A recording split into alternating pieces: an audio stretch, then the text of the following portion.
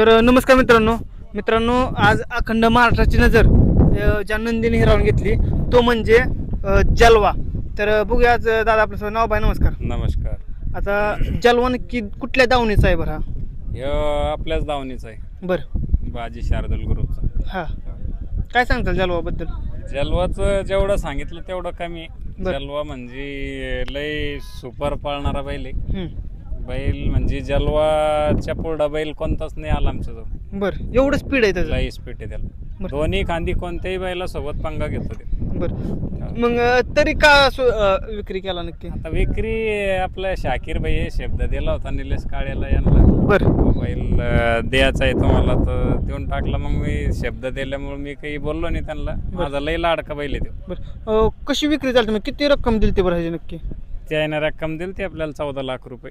14 लाख रुपये? त्यांना 2 कोटी रुपये कमवून दिले जलवाने. बरं. 14 लाख घेतल्या 3. हा. परत ट्रॅक्टर घेतले 2-3. बरं. मोटरसायकली याला 12 महिने झाले. आता 1 महिन्यापूर्वी 12 महिने झाले. समजा 13 महिने 13वा महिना चालू आहे त्याला विकायला. आणि एवढे थार वगैरे बक्षीस आहे कसं काय? ते घेतच घाटात पळत 1 नंबरलाच पळत. ते महिन्याच्या पाठीमागे ह्योच बैल निघला. किती बक्षीस गेले एकदा सविस्तर सांगा.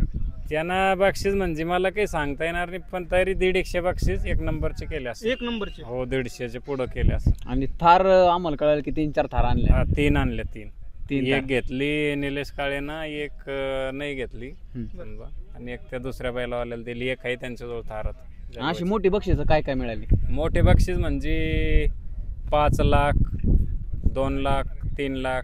काही बुलेट गाड्या घेतल्या त्यांना 10-12. काही स्प्लेंडर मग घरी लावायला जागा नाही त्यांना. एवढ्या 2 व्हीलर गेले ते. एवढ्या गाड्या आहेत एवढी बक्षीस? ट्रॅक्टर घेतले त्यांना 2. म्हणजे गाठाचा राजा मनामाग माग योच बैल नाव चालू राहिलं तिथं.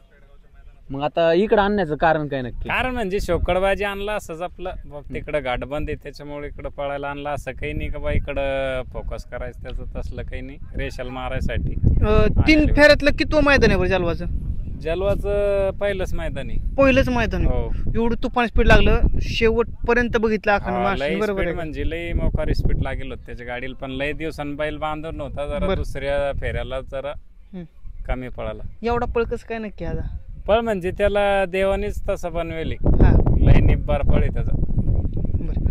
आता हे जलवा सगळ्यांना महाराष्ट्राने बघितलं कसा पोहतोय. आजचं नियोजन कसं काय झालं नक्की? नियोजन आपले शाकीर भाई त्यांनी केलं होतं ते नियोजन. बरं. त्यांनी नियोजन केलं? तिकडून येत होते राजा घेऊन. ते म्हणे मग ह्यो बैल घेऊन जाते तर जरा मोकळा होईन, फिरेस होईन, बांधून लय दिवसानं. बरं. त्यामुळं मग पायरा लावला त्याचा कळंबीचा शंभू आपला घरचाच. बरं.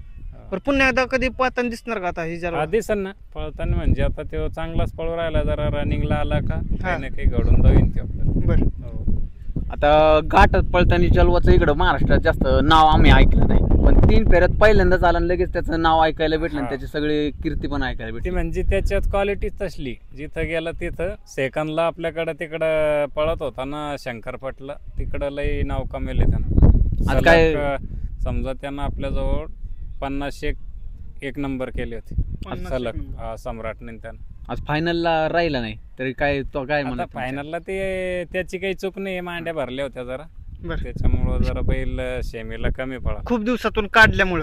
लय दिवसां म्हणजे त्याला 1.5 महिन्यापासून फेरच नाही तसं. बरं. फेरा जरा असताना तर 1 नंबर त्याचाच होता. बाकीचा 2 नंबरचा भाऊ हेच धरून चालत.